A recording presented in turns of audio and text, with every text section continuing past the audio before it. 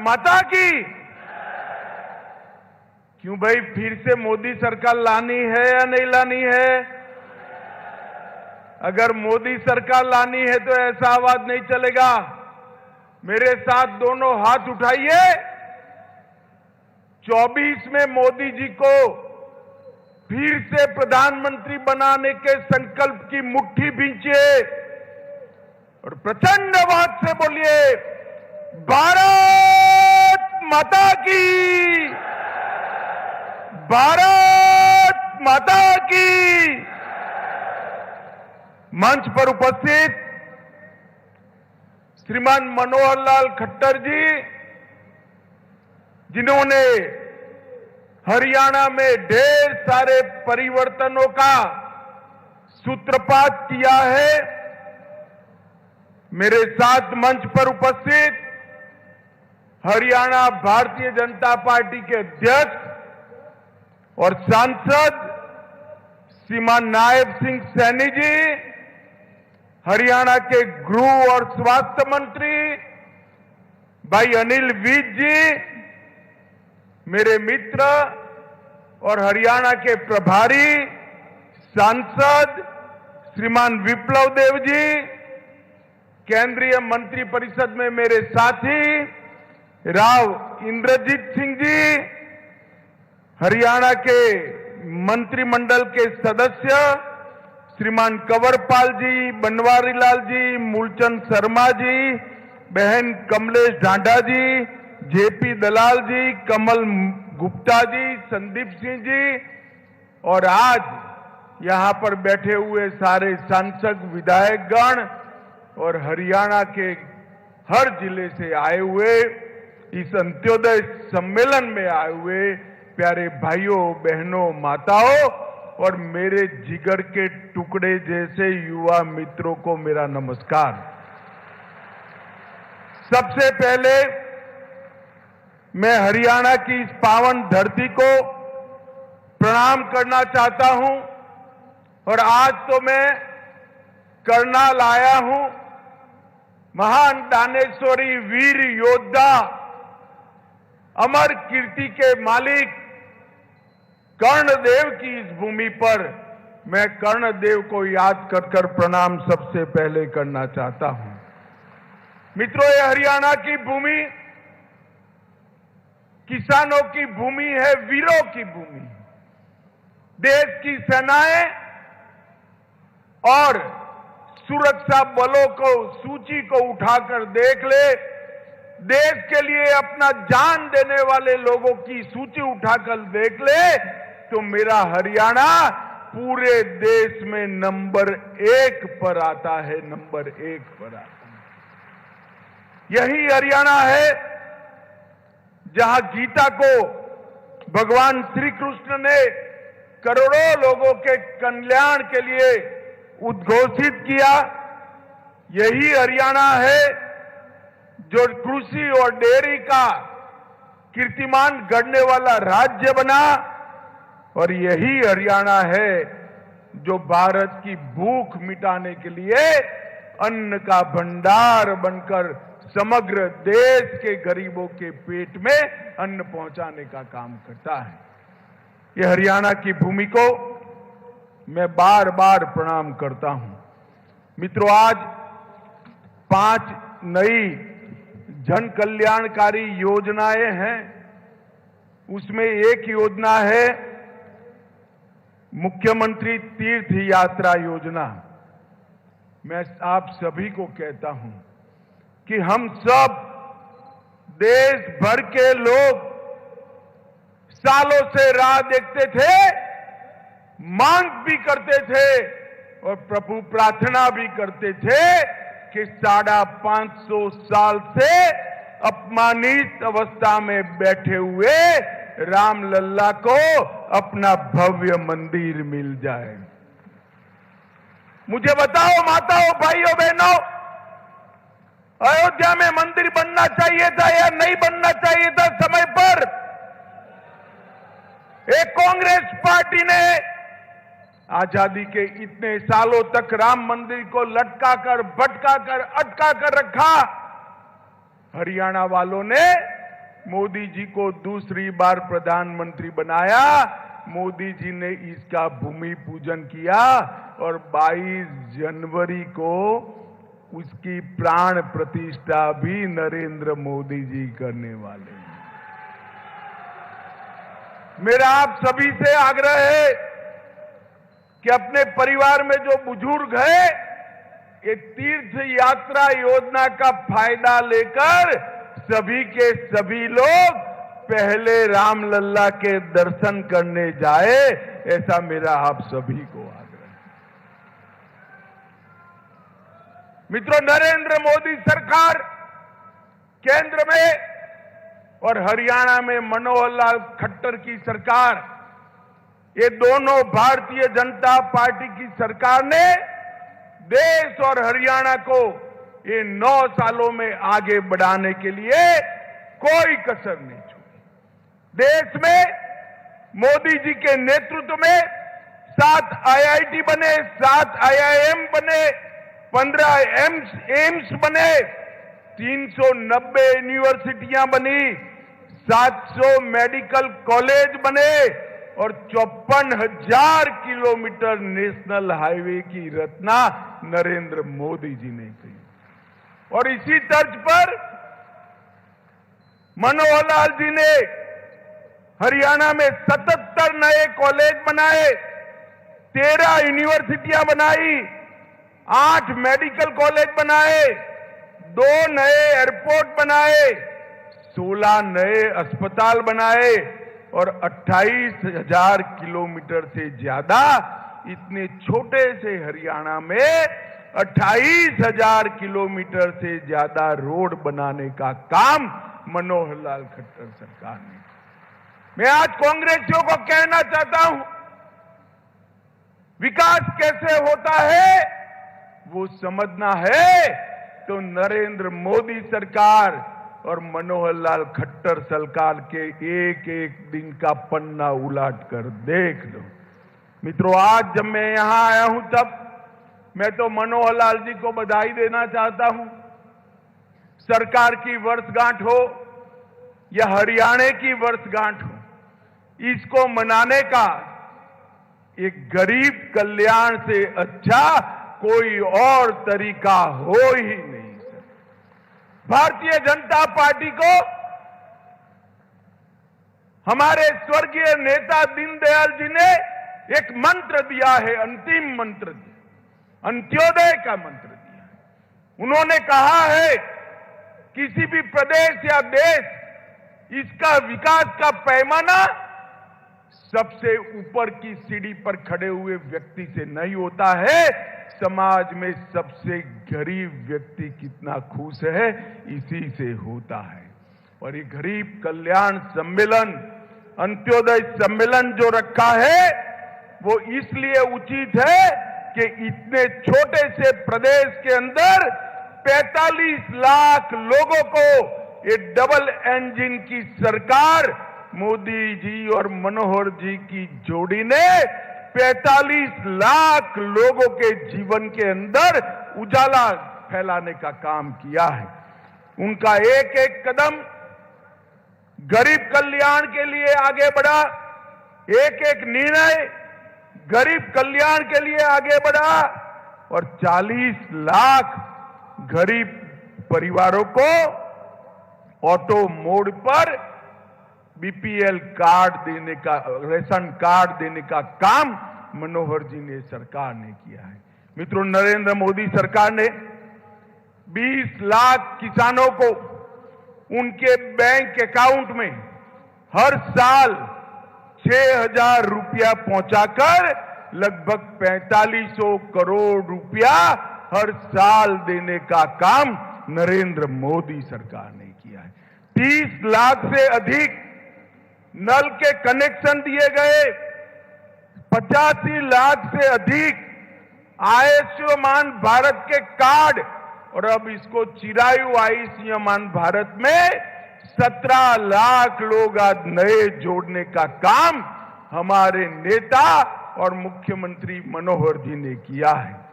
7.5 लाख से ज्यादा शौचालय बनाए, 1.2 करोड़ 1 करोड़ 20 लाख लोगों को प्रति माह प्रति व्यक्ति 5 किलो अनाज फ्री ऑफ कॉस्ट मुफ्त में देने का काम नरेंद्र मोदी सरकार करी है। 28,000 घर नए बनाए और 8 लाख उज्ज्वला के कनेक्शन देकर हरियाणा को धुआं मुक्त प्रदेश बनने का सम्मान हमारे नरेंद्र मोदी जी ने दिया है।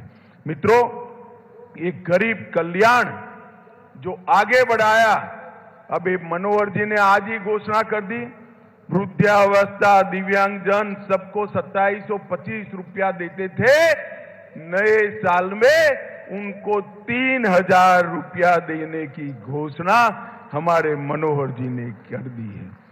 मित्रों, मैं आज कहना चाहता हूं कि हरियाणा कई बातों में सबसे आगे है। हमारा किसान अन्न के रूप में सोना उगलता है।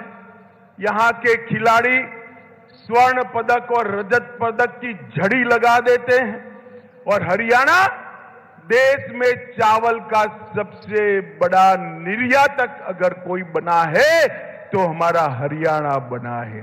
सेना में हर 10वां जवान हरियाणा से जाता है और एमएसपी पर सबसे ज्यादा फसल अगर कहीं से खरीदी जाती है, 14 फसलों को मनोहर लाल जी एमएसपी पर खरीदने का काम करते हैं।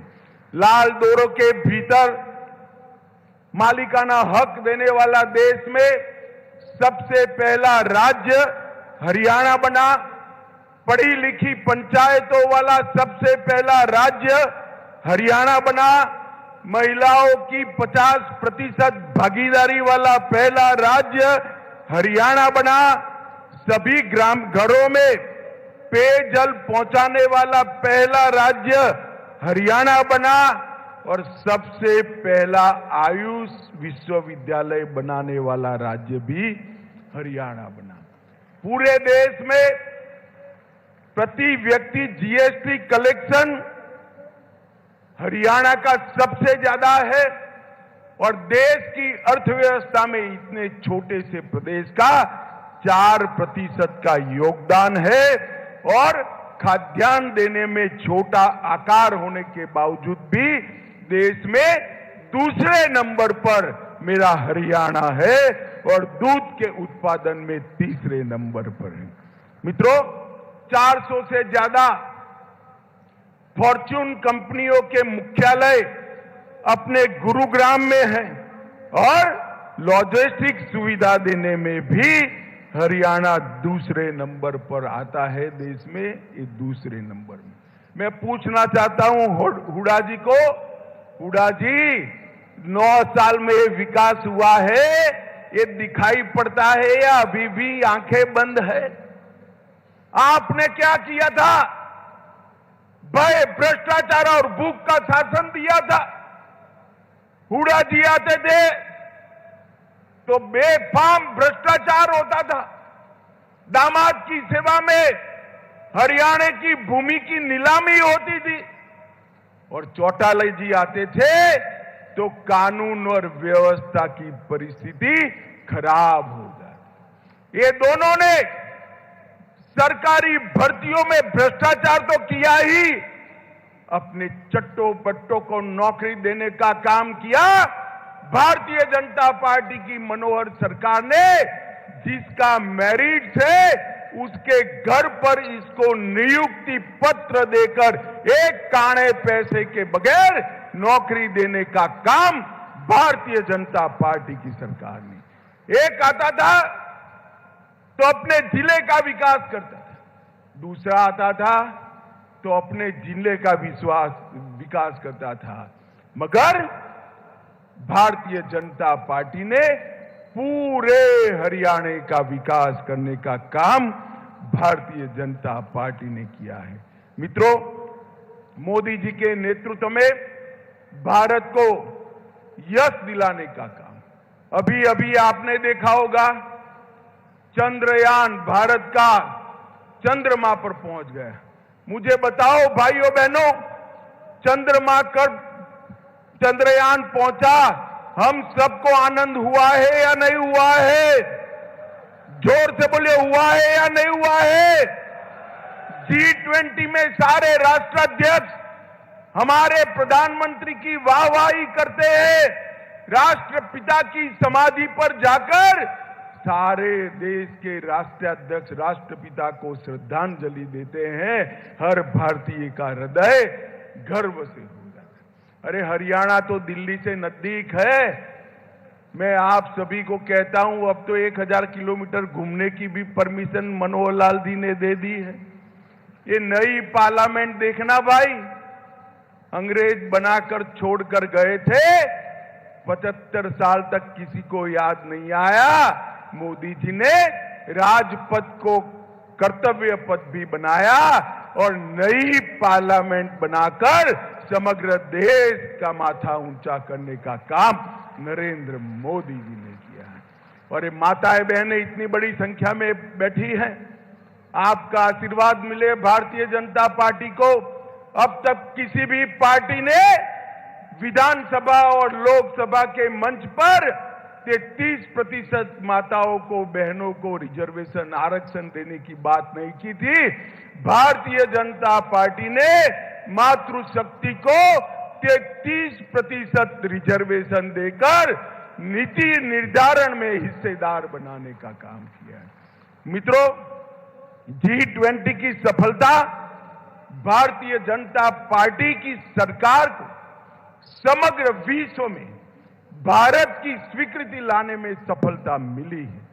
नरेंद्र मोदी जी को समग्र दुनिया और आज आशा और उमंग के साथ देख रहा है।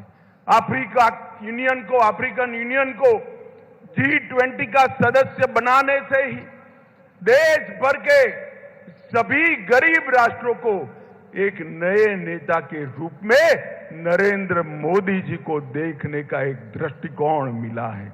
मित्रों, एक कांग्रेस पार्टी कट, कमीशन और करप्शन की पार्टी। एक कांग्रेस का हाथ आपके साथ नहीं है।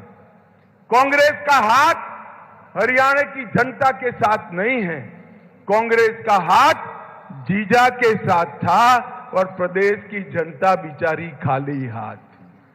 हमारी मनोहर सरकार ने, भारतीय जनता पार्टी की सरकार ने ये 2 कार्यकाल के अंदर हर गरीब की चिंता की, हर गांव की चिंता की, हर बीमार की चिंता की, हर भूखे की चिंता की, हर बच्चे की चिंता की, हर बूढ़े की चिंता करने का काम ये भारतीय जनता पार्टी की सरकार ने किया है।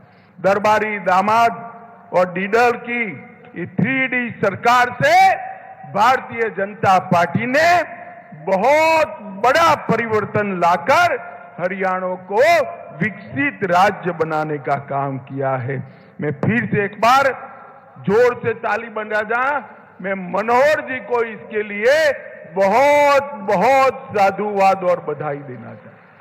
हरियाणा जैसे राज्य में से करप्शन समाप्त करना, भाई भतीजावाद समाप्त करना, हरियाणा जैसे राज्य की कानून और व्यवस्था को ठीक करना बहुत कठिन कार्य था। मनोहर जी ने हंसते हंसते हंसते एक कार्य को ऐसे कर दिया कि लोगों को मालूम भी नहीं पड़ा और हरियाणा खुशहाल हो गया। माताओं, भाइयों, बहनों, अभी अभी मोदी जी के विकास, मोदी जी को देश को सुरक्षित करने का कार्यक्रम और देश को गौरव दिलाने के कार्यक्रम से डरकर एक घमंडिया गठबंधन बना है। 27 राजनीतिक दल इंडी अलायंस बनकर साथ में आए हैं। इनका काम क्या है? ये 27 के 27 दल उठाकर देख लीजिए, सारे परिवारवादी दल।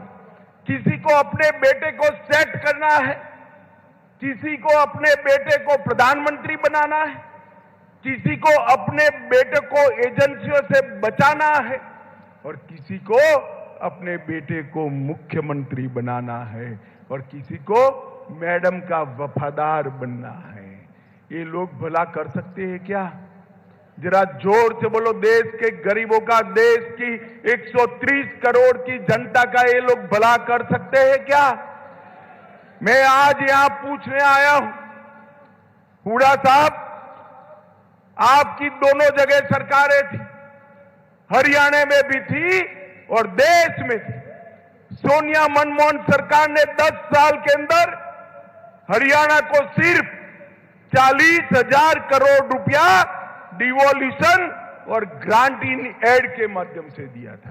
कितना दिया था बोलो तो भाई? 40,000 करोड़। कितना?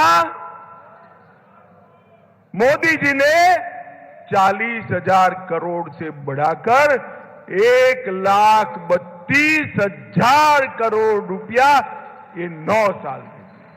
और इसके साथ साथ 20,000 करोड़ की लागत से आर्थिक गलियारा परियोजना, 12,150 करोड़ की लागत से दिल्ली मुंबई एक्सप्रेसवे हरियाणा से होकर जा रहा है।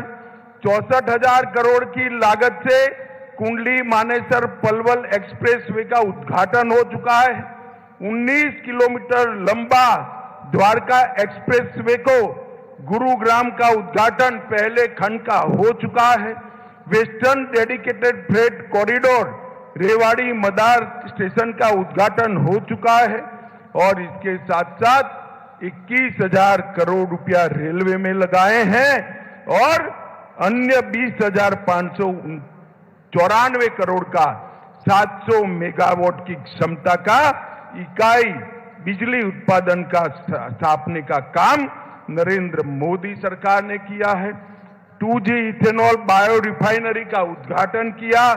700 मिलियन अमेरिकी डॉलर की लागत से 886 एकड़ में मल्टी मॉडल लॉजिस्टिक पार्क बनाने का काम भी ये भारतीय जनता पार्टी की सरकार ने किया। मित्रों, कांग्रेस पार्टी कभी भी न हरियाणा का विकास कर सकती है न देश का विकास। विकास छोड़िए, देश को सुरक्षित नहीं कर सकती। ये कांग्रेस पार्टी जिनके शासन के अंदर आए दिन पाकिस्तान से आलिया मालिया जमालिया आते थे और बम धमाके कर चले जाते थे। मित्रों, नरेंद्र मोदी जी प्रधानमंत्री बने, फिर से एक बार पाकिस्तान को पुरानी आदत लगी थी, उन्होंने पुरी और पुलवामा में एक हिमाकत कर दी। वो भूल गए कि कांग्रेस की सरकार नहीं है, भारतीय जनता पार्टी की सरकार है और मौनी बाबा मनमोहन सिंह नहीं, नरेंद्र मोदी प्रधानमंत्री है। 10 ही दिन में सर्जिकल स्ट्राइक और एयर स्ट्राइक कर पाकिस्तान के घर में घुसकर आतंकवादियों को सबक सिखाने का काम हमारे नेता नरेंद्र मोदी जी ने किया। ये धारा 370 इतने सालों से अनरस बच्चे की तरह अपनी गोदी में खिलाते रहते। मोदी जी को आपने दूसरी बार प्रधानमंत्री बनाया 5 अगस्त 2019 को। धारा 370 को समाप्त करने का काम नरेंद्र मोदी ने किया। और राहुल बाबा भाषण करते थे, खून की नदियां बह जाएगी। अरे राहुल बाबा, खून की नदियां छोड़ो, किसी की कंकर चलाने की हिम्मत नहीं है, कंकर चलाने की हिम्मत। ये नरेंद्र मोदी सरकार है। देश की सीमाओं को सुरक्षित करने का काम नरेंद्र मोदी जी ने किया।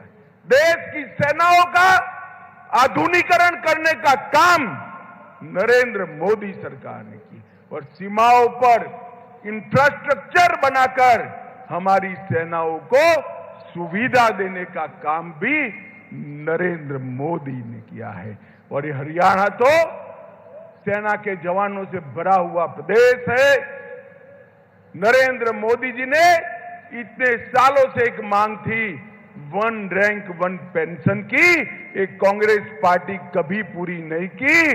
नरेंद्र मोदी जी ने 1 रैंक 1 पेंशन देकर सभी सेना के वीरों का सम्मान करने का काम नरेंद्र मोदी जी ने किया।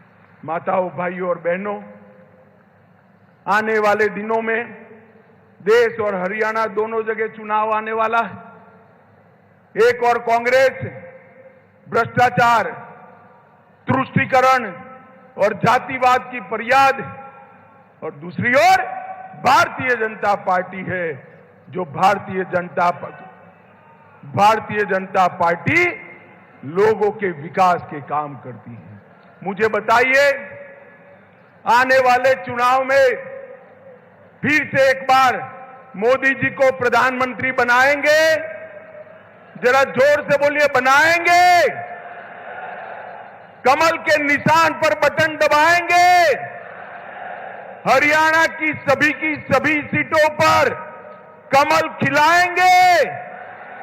तो मेरे साथ दोनों हाथ उठाइए दोनों हाथ, विजय के विश्वास की मुट्ठी बींचिए और प्रचंड आवाज से बोलिए, भारत माता की, भारत माता की, भारत माता की, वंदे वंदे वंदे। बहुत बहुत आभार माननीय गृह एवं सहकारिता मंत्री। भारत सरकार, एक बार जोरदार तालियां आपकी तरफ से बननी चाहिए, पूरे सम्मान के साथ, पूरे श्रद्धा भाव से, क्योंकि यह हम सब के लिए सौभाग्य भरा क्षण है। और इस क्षण में माननीय मुख्य अतिथि महोदय को एक स्मृति चिन्ह भी भेंट करके माननीय मुख्यमंत्री महोदय उनका आभार व्यक्त करेंगे, क्योंकि माननीय मुख्यमंत्री श्री मनोहर लाल जी के निवेदन पर आज कर्ण की इस पावन नगरी में माननीय गृह एवं सहकारिता मंत्री महोदय का आगमन हुआ है। पंडित दीनदयाल उपाध्याय जी की प्रतिमा का यह स्वरूप है जो हम सबको प्रेरणा देती है अंत्योदय के लिए। आखिर तक तालियों की आवाज आनी चाहिए, हर कोने से आनी चाहिए।